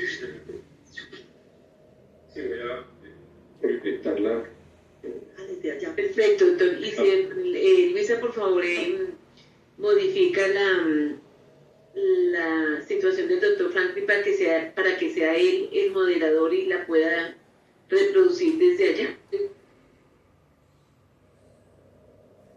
Listo, doctora, ya tienen los tiempos. Doctor Franklin, qué pena abusar de su confianza, pero si de pronto nos puede colaborar, Permítame, su señoría.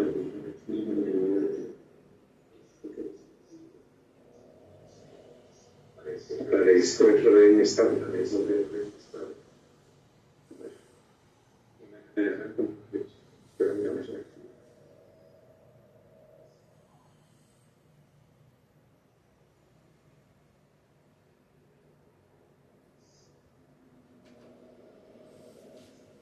¿Tienes el video?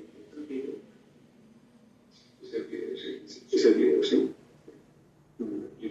¿Y usted se ha conectado también?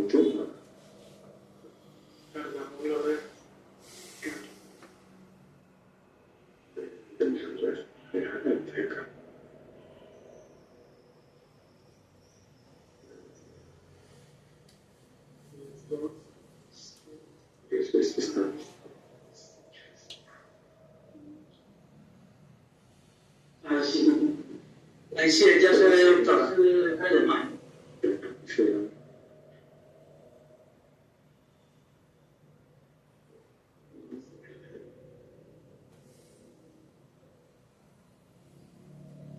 Pero el audio no, ¿cierto? O sea, yo no. No empezaba. No, audio no. Audio no. Audio no.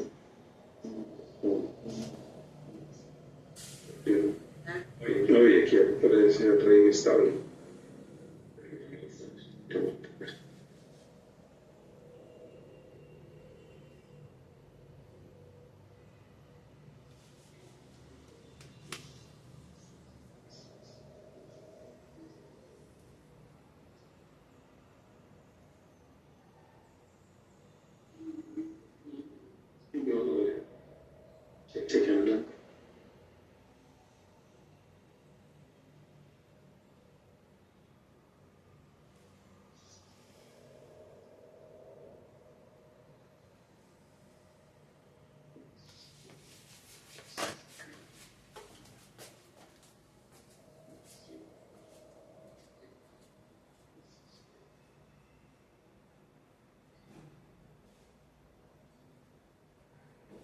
Ahí está el volumen, ¿cierto? Pero mire que en blanco.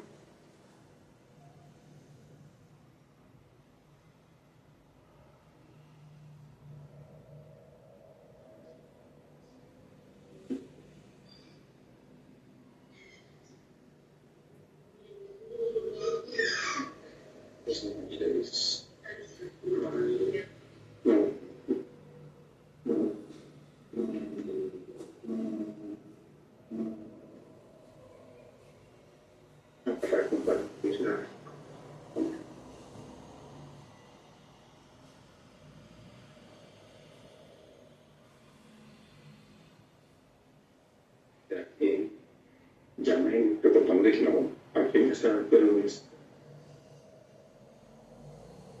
Sí, porque no está. No, mire como que está súper congelado. No, se quedó congelada en mal. Y esa pantalla, por ejemplo, ya no.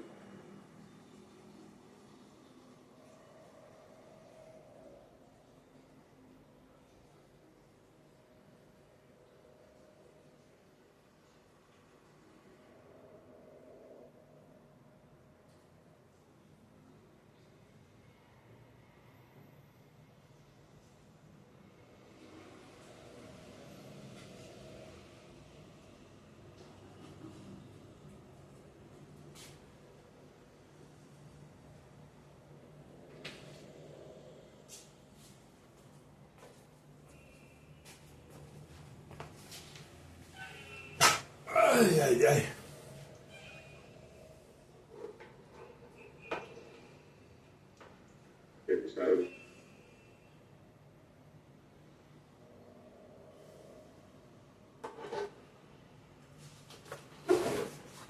Luisa, parece que no fue posible que el doctor Franti nos colaborara. Intentemos hacerlo nuevamente desde el despacho a ver si ellos nos pueden escuchar.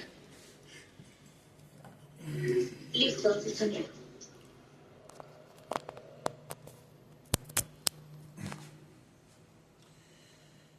Hay problemas técnicos.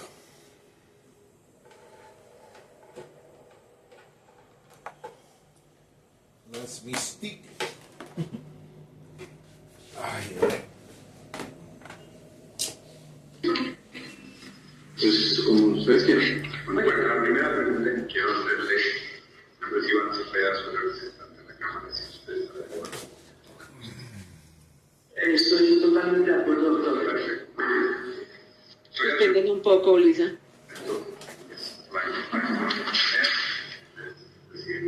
¿La suspende, Luisa, por favor? Ahí nos están escuchando en Cómbita. ¿Sí están viendo el video y lo están escuchando?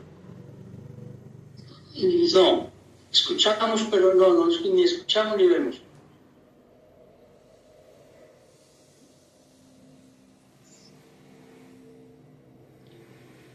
¿Cómo, Antonio?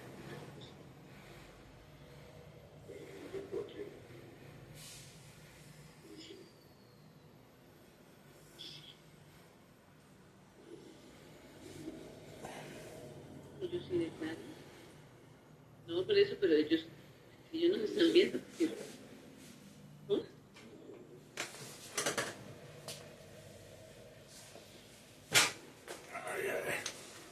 Sí, claro. Doctora, no se lo está escuchando.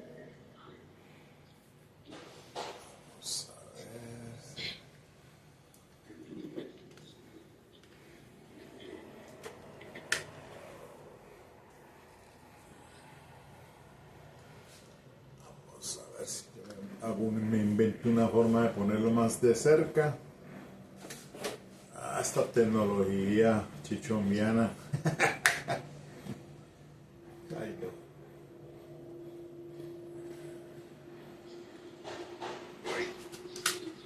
A ver. Vamos a tratar de hacer maromas aquí, pero ven, si lo ve más de cerca. Vamos a darle un toque más hacia abajo.